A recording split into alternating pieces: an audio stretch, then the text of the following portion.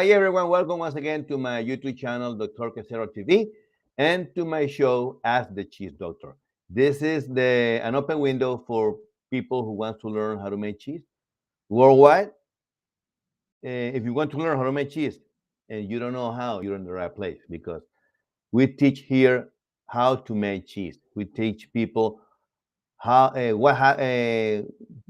teach them what to know, how to know what happened to the cheese, how to discover how what happened to the cheese. And in this way, if you have any problems, you will be able to understand the process and do know what to do in case that you will have a problem.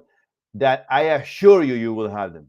When you are making cheese, there's always coming around. Always problems are always coming around.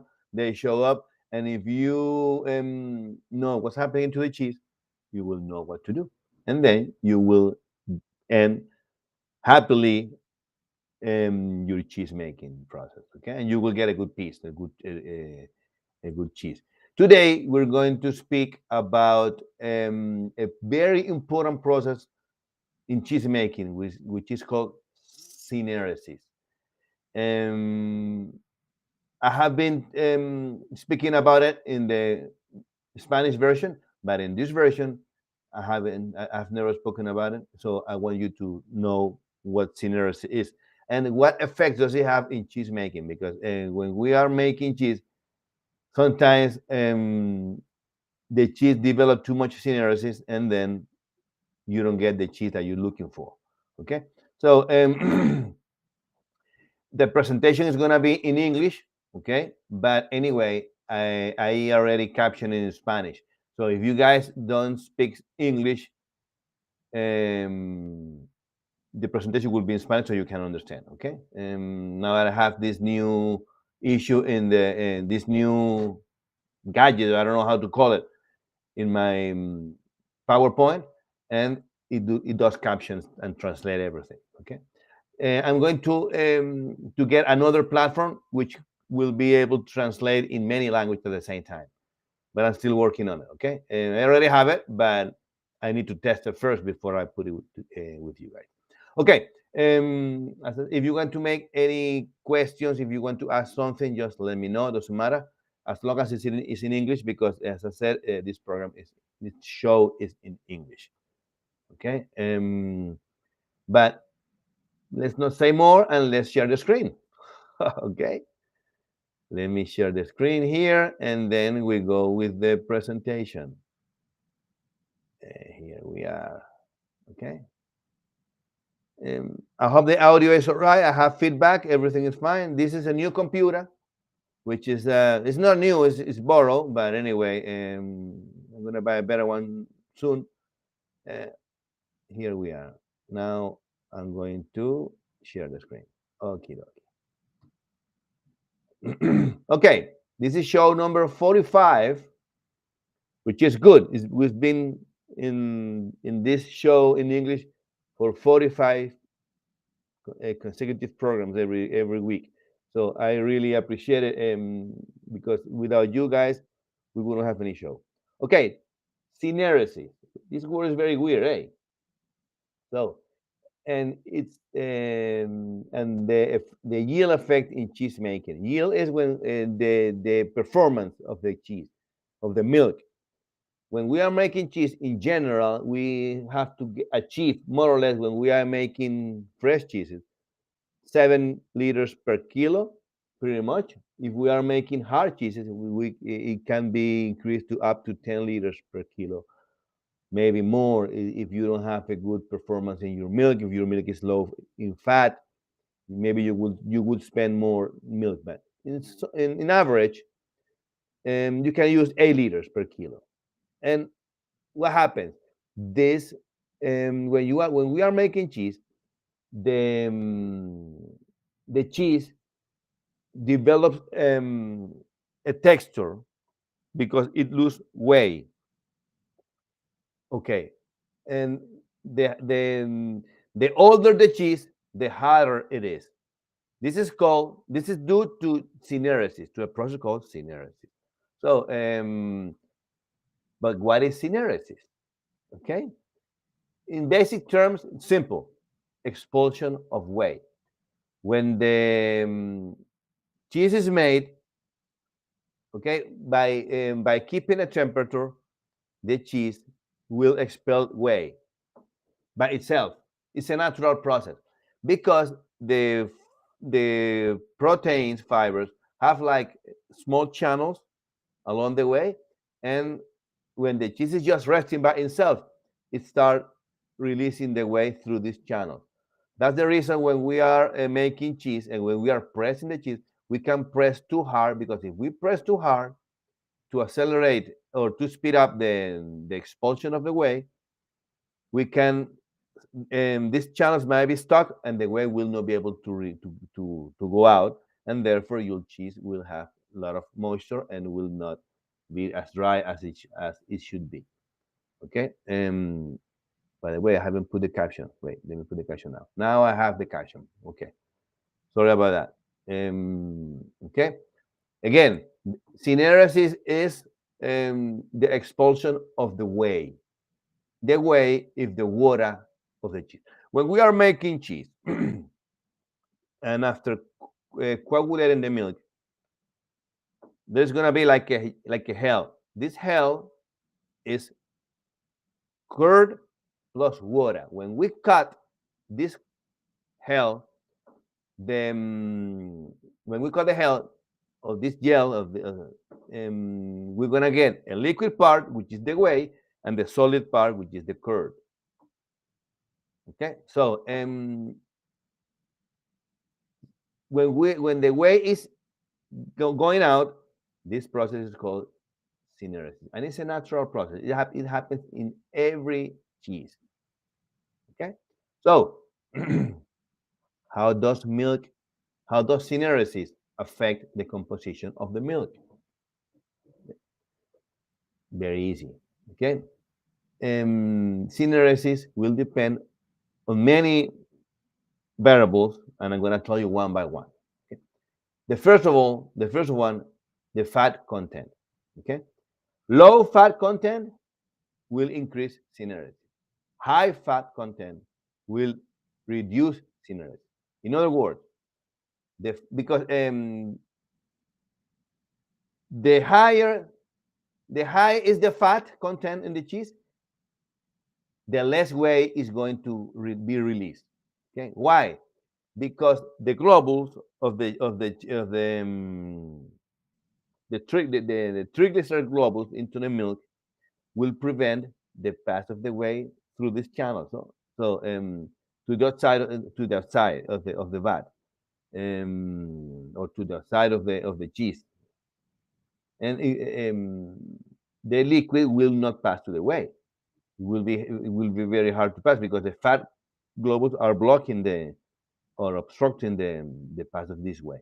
Okay, so um, this is one reason. Okay, the higher the fat content, the less is the syneresis. The second one, if we have a lot of fat, of course, our yield will be higher because we have more fat. And we will be using less liters per milk per kilo. So the higher the fat, the more the yield, the more will be the yield, but the syneresis will be, as I said before, lower. So what we have to do when we make cheese, we have to have a balance. Not too much fat, otherwise our cheese will become too wet, but also not too low fat because our cheeses will become too dry. So we have to manage a balance. Okay. In general terms, when we are making cheese, what I do is I use when I'm making, for example, mozzarella, or when I'm making fresh cheeses, queso fresco, for example, that it's a Latin American cheese, and because I'm Latin America, I made it a lot. I make it a lot. So we use a milk with a fat percent between 3.5 and 4, pretty much. Okay, and this is more or less that I just recommend when we are making this type of cheeses. Okay, of course, if you are making Parmesan or Parmesan style cheese, because Parmesan is only called in Parma, Italy. So this milk, the milk that we use to make Parmesan, is a milk that has about 2% fat, and of course the yield is going to be less, but the flavor is going to be much better, and because they use another type of culture. But this is another story. Okay, so as I said, the higher the fat content, the lower the syneresis, and of course you're gonna have more yield. You're gonna use less liters per kilo.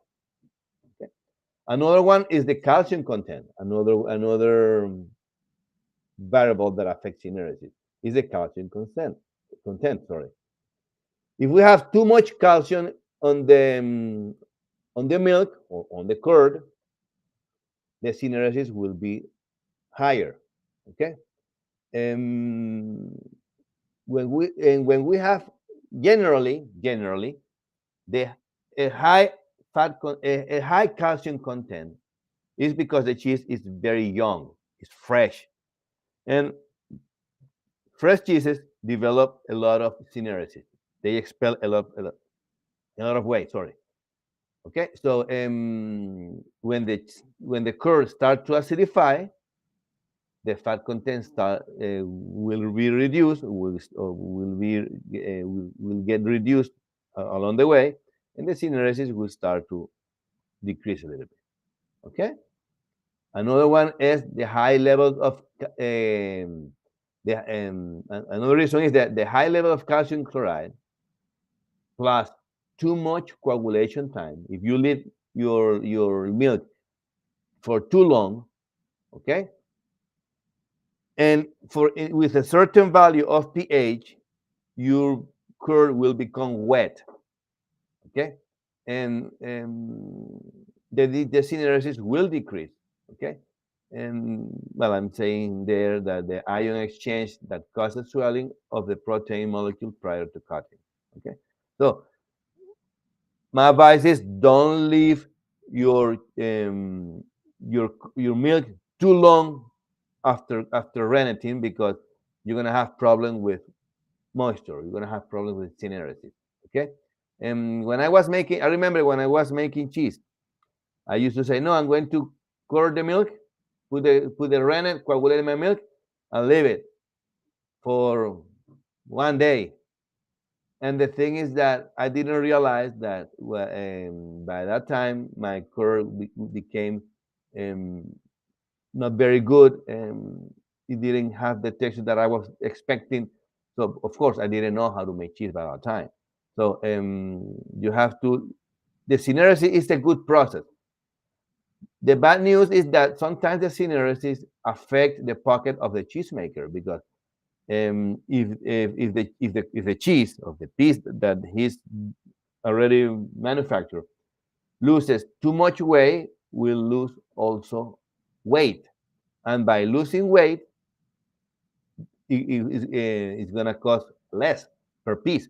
So, and the cheesemaker will lose money. And some dodgy cheesemakers, they don't. What they do is they make the cheese, and after molding it, because they already dry salted. After molding it, they just put it on the fridge, and to cut the synergy right away. And by putting the cheese into the fridge, the cheese will get cold and the synergy will stop. Okay. Of course, when the cheese get temperatures again, it will release the whey, because the water is there. So okay, and the last reason is the milk from the cows with mastitis reduces syneresis, reduces the expulsion of whey. Mastitis is an illness that is caused by the swelling of the over, because of infection. Okay, sometimes when the calf, especially when the cow is young in her first birth, when the calf are they don't know how to, because they are very new, and the cow doesn't know, and they are the how do you call it? The calf doesn't know how to suck the milk, and the milk get accumulated in the over, and the over gets swollen and infected, and this is the mastitis or mastitis. Okay. Okay, mastitis also reduce the syneresis, and of course, cows that has mastitis shouldn't be milk for cheese making, because this milk has antibiotics which are not good for cheese making. Okay, what processes affect the syneresis? Okay, that's another question that I ask you. Okay, if when you cut the curd, if you cut small, you're gonna have a higher syneresis. If you cut bigger, if you cut big, you're gonna have a small syneresis. Therefore, your cheese will become wet. I said that before. So, smaller cube, higher syneresis. Bigger cubes, lower syneresis. Okay. It will depend on the type of cheese that you are making. This is your decision as a cheese maker. Okay. The second one is the temperature. Okay. If you when you are scalding your cheese, what do I mean by scalding? Scalding means when we are giving the second heat to the curd. Okay. So why do we have this second heat, or this we call it scalding? When we cut the cheese, or when we cut the curd, the this curd is very delicate. It's very soft. It's like yogurt. Okay, it's very soft, and we have to make it a little bit stronger. So by heating the milk, by raising the temperature from maybe 2 or 3 degrees, it will depend on the type of cheese that you are making. Because if you are making, for example, queso fresco or mozzarella, you heat the curd maybe 2 more degrees or 3 more degrees, no more than that. But if you are making Parmesan cheese or pecorino or Montasio or Grana Padano or Grana Padano type of cheese, because these cheese have denominations of origin, you heat the curd at 50 degrees Celsius, which is a lot. So, but it will depend on the type of cheese that you make. The higher the temperature, the higher the syneresis. Okay, so therefore your cheese will become drier. If that's why Parmesan is so dry.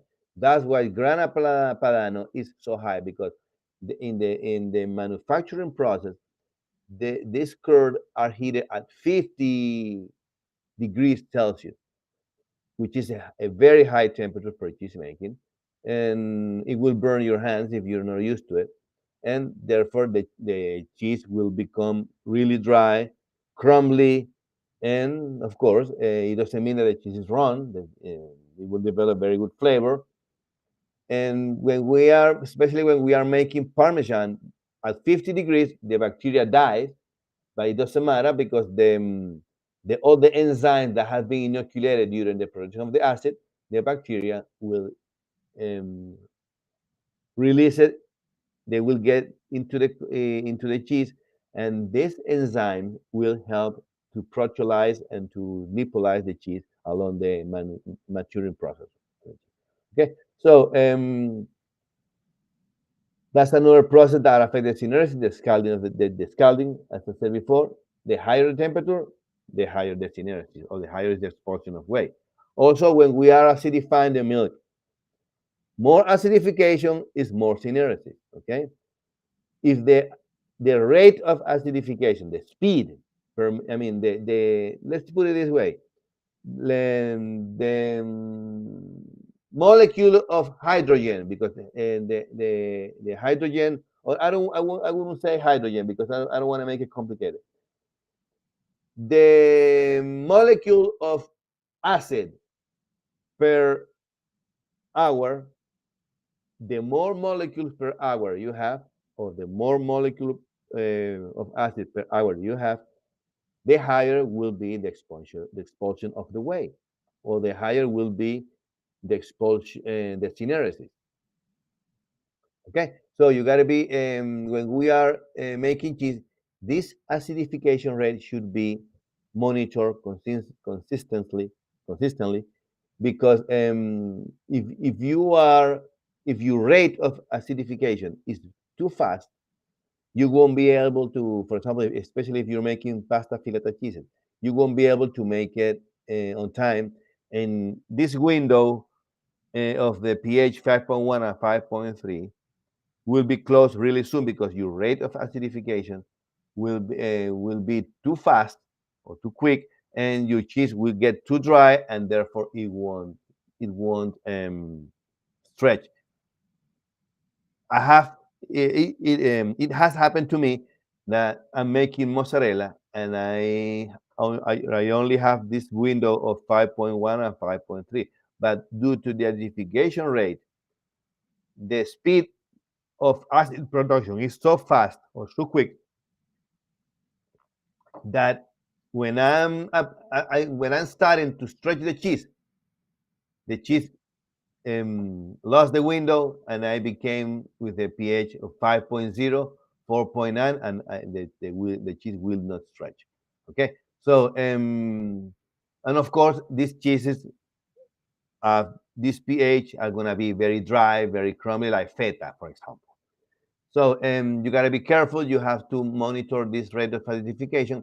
If you notice that this acidification rate is too quick, you have to lower your culture, lower the amount of culture to use until you have um, an acceptable speed of acid production.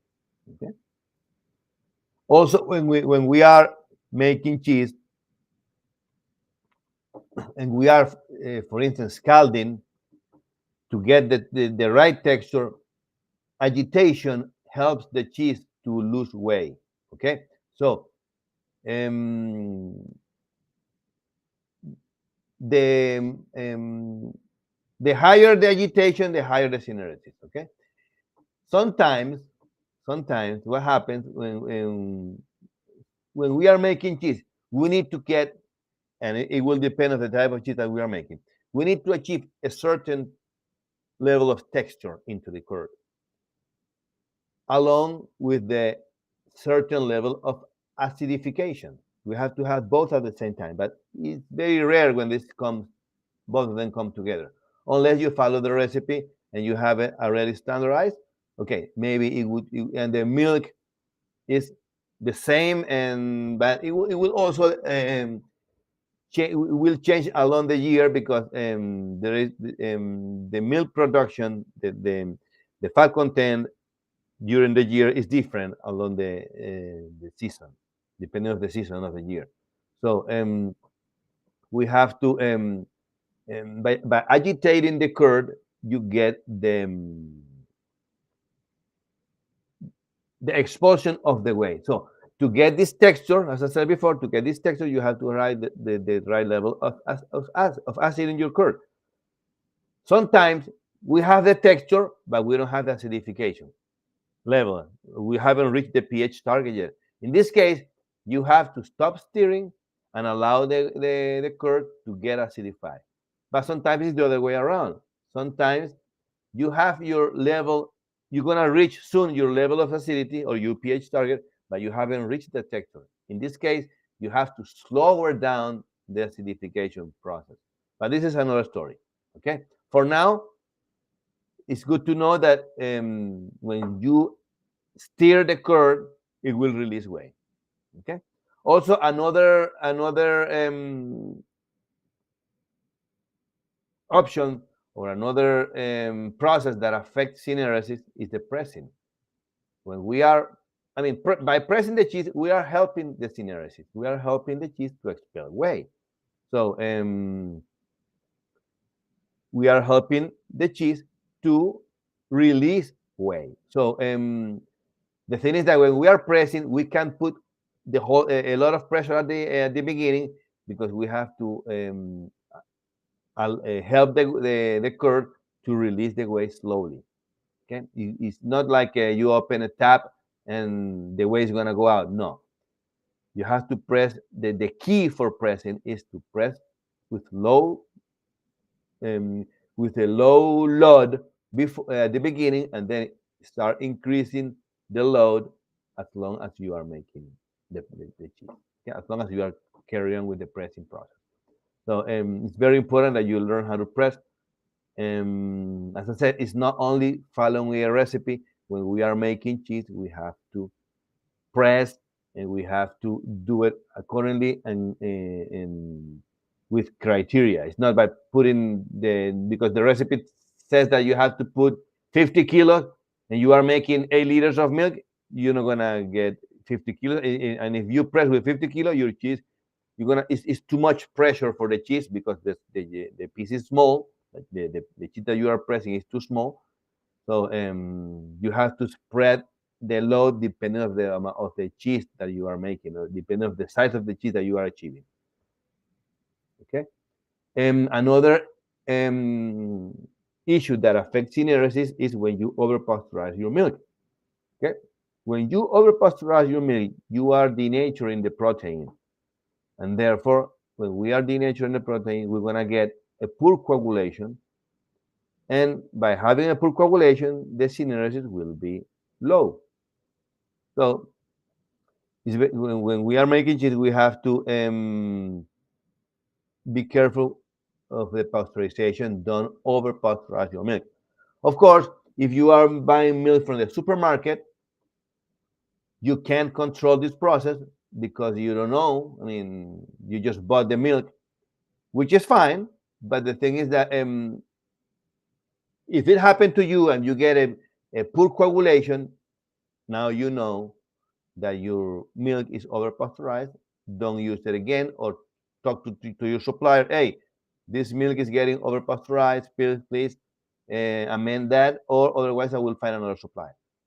If you see that when you are making the cheese and your milk is over pasteurized and you have this problem, change the brand and use another one. Okay. Otherwise, you're gonna have less synergy. Okay. And the last one is homogenization of the milk lowers the synergy. Okay. When we homogenize the milk, we are putting the fat globules very small. Okay, they pass through the membrane, and homogenization will make these holes smaller, and therefore they will be stuck into these fibers that I told you before, and your cheese will not release the way that you expect, and will become very wet. And by having this problem, maybe if you have a high pH, your cheese will might get cross contaminated. Okay. As I said before, excessing if you heat too much, your curd, you're going to dehydrate the protein. Okay, and you're gonna have your syneresis will increase. Okay, and you can have also case hardening. Now, what is case hardening? Imagine that the molecule of protein is this one. Okay, when we overheat or we heat too much, this the protein um, we call it micelle. The micelle have the whey inside, right? So by heating too high, this layer of protein will become dehydrated, and by being dehydrated, it won't expel the whey. So and therefore your cheese will not release water and will become too wet. Okay, what effect does it have? Your cheese will become too humid. Okay, and if you have high values of pH, for example, if you're making queso fresco or halloumi, which these cheeses have high values of pH, you might get cross contamination. Okay, by bacteria. So you have to be careful. So when we are, especially it happens when we are scalding the cheese. When we are scalding the cheese, it's not a good practice to heat slowly, and the rate should be pretty much 2 degrees Fahrenheit per minute. Okay, more or less. No, sorry, 2 degrees Fahrenheit for 5 minutes or something like that. Yeah. No, sorry, every 2 minutes. 2 degrees Fahrenheit per 2 minutes. In this way, your heating will be slower, and your cheese will not, or your curd will not get dehydrated. Okay. So, how to avoid it? You have to decrease the scalding temperature. Okay. Press the cheese or age it. When you age the cheese, it will by itself, it will get drier. It will get drier. It will take longer, but it will get drier sooner or later because it will be evaporating. And of course, when you are maturing your cheese, you need to be careful because you might be a victim of cross contamination. So you have to protect your cheese. Don't vacuum pack it because if you vacuum pack it, what you're doing is keeping the moisture. So you don't vacuum pack it. Let it dry, but protect it against bugs and flies and stuff. Okay. Okay, that's it. This is what I wanted to tell you about the Syneresis, and let's go with the Q&A. We are almost on time, but doesn't matter. I always have time for my audience. Okay, always have time for my audience. Let me stop sharing the screen. Okay. If you have any questions, we are 32 minutes away. We are out of time already. But anyway, I have here some questions from the audience. If you want to ask something, just let me know. There's someone asking here, what happens with the lactic bacteria during maturation? Look, this is a very complex question. Look, when we are making cheese, the bacteria is in the milk, correct? And this bacteria will start, if they have the right temperature, will start to feed from the lactose. And the lactose is the food that the bacteria use. And they will produce lactic acid. This lactic acid will increase the acidity of the curd, correct? But also the bacteria doesn't produce lactic acid only. It will produce another stuff. They produce enzymes. What type of enzyme? I'm going to tell you now because they produce another type of enzyme. Lactasa, for example, is one. These enzymes will change the texture of your curd. Sometimes the bacteria, when we are scalding the cheese, especially when we are making Parmesan, for example, to put an example, we have to heat the bacteria at 50 degrees. At 50 degrees, all the bacteria die. But doesn't matter. The bacteria died, but the enzymes remain. And these enzymes are the ones that are going to change the character of the cheese along the way in the maturing process. So um, we have to let the cheese to ripen, to mature, and it will develop its character and personality. And that's why I always say that cheese making is like an art. The bacteria might die, but the enzymes remain, changing the character of the cheese along the way. And you, as a cheesemaker, or us as cheesemakers, we know what type of bacteria to use to produce the right enzyme, which will give the character of the cheese that we are looking for. And sometimes this mixture of bacteria is not told by the cheesemakers. It's a secret. Okay. For example, I have a cheese in my country that has a lot of holes, and I develop a mixture of bacteria, lactic culture, to produce these holes. And the cheese is made with pasteurized milk. It's not made with raw milk. In my country, they make it with pasteurized milk, with raw milk, which is illegal. It's not good because they have E. coli, which is a coliform. But we developed a formula to make this cheese with pasteurized milk, and it has the same host as in my country. But this is my secret, okay? Because the bacteria, besides producing lactic acid, produce another stuff, produce enzymes that will change the texture and will produce the host. That's the reason I said that making cheese is not only following a recipe. You have to know what is happening into the cheese, and by know what is happening to the cheese, you can make any type of cheese, but you need to learn. That's what I always offer you, my cheese making course for beginners. By the way, I haven't put the link here. Let me put it to you guys. I have it in English, in Spanish. It's here, okay? So you can have it. Let me see if I can click it to the link here, so you can. Here it is. Also as well in English. Okay. Next time, I'm going to explain you what does my course include. Okay, which is a lot. It includes a lot. But summarizing, it includes here it is. 5 hours of coaching one-on-one with me or one of my assistants. A free copy of my book, The Beginner's Bible for Cheesemaking. It also includes a cheese kit for free. You only pay shipping. Okay. 15% discount in all my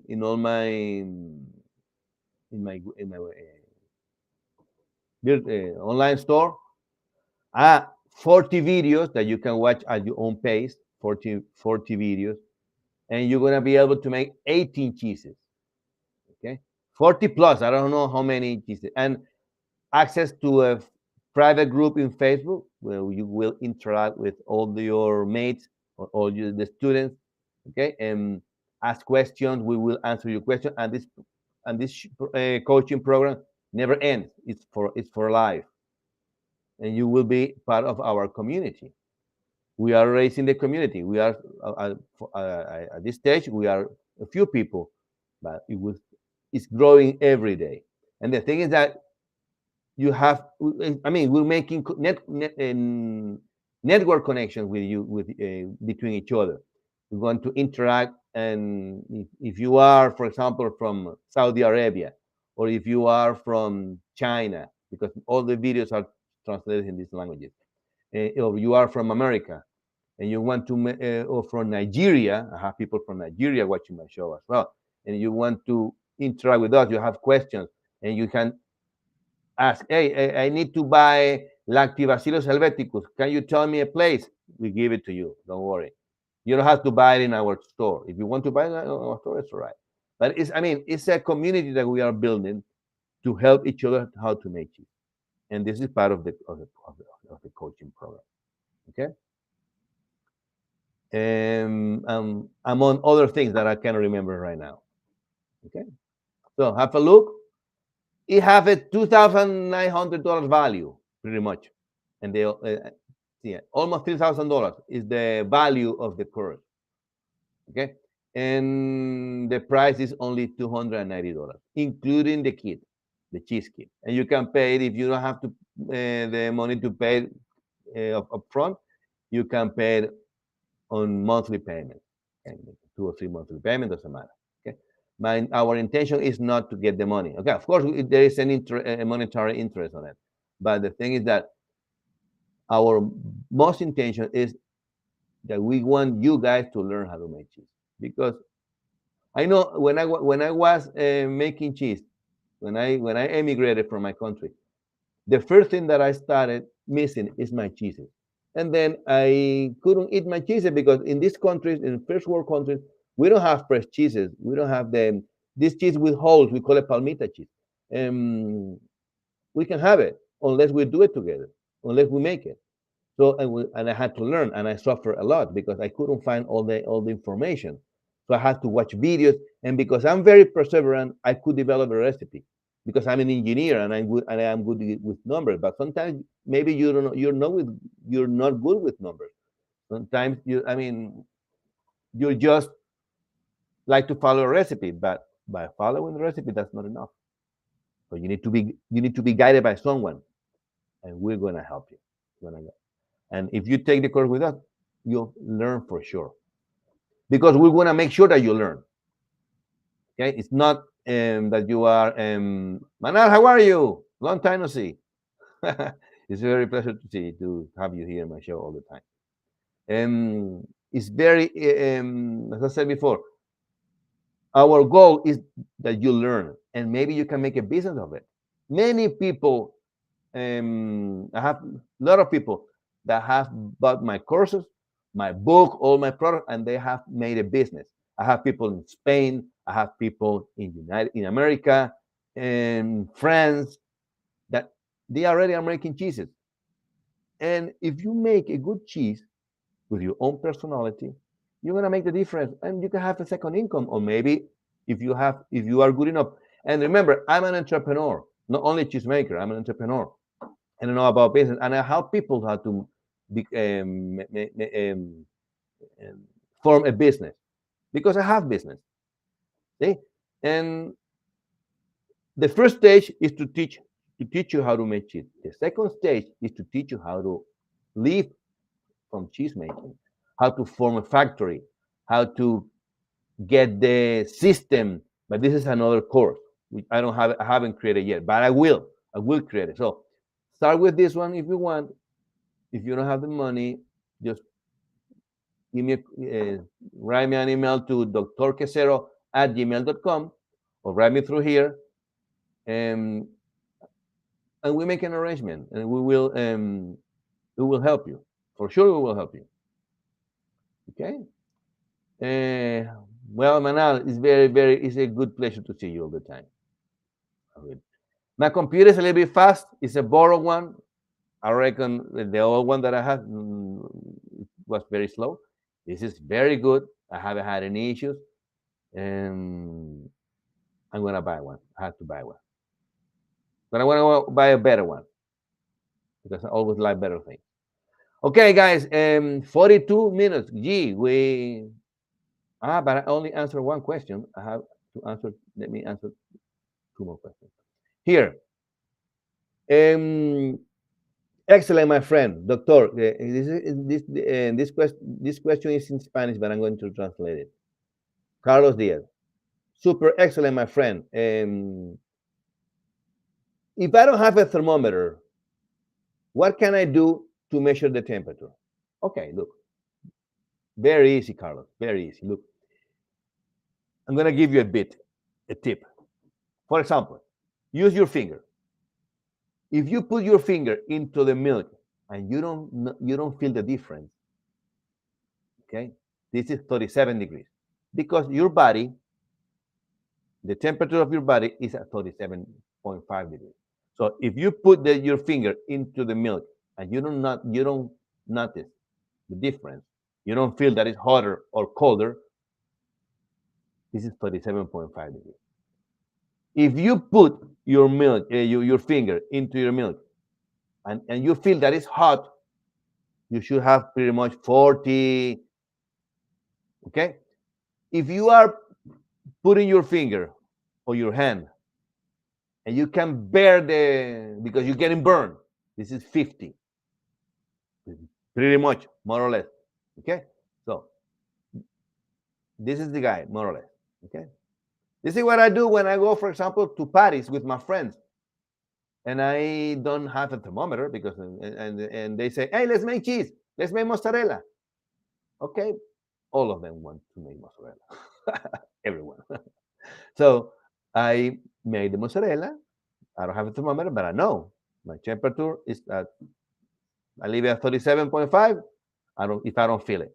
And then I have to raise the temperature a little bit. So I put the thing, raise the temperature, and I get the 40 degrees because I have to scald the curd to the second heat. So I can make my curd expel the way and stuff. So this is one way to do it with a thermometer. Okay, guys, that's all for today. And thank you for coming to the show. Manal, thank you for coming. I'll see you next week. Don't miss the show next time. For me, it's a pleasure to have you here on my show. Okay, guys, thank you very much, and I love you. Quesitos en casa, fáciles de hacer son. El doctor Quesero te enseña con sabor. Quesitos en casa, fáciles de hacer son. El doctor Quesero te enseña con sabor. Quesos colombianos y venezolanos, todo hecho en tu casa, con sabor zuliano.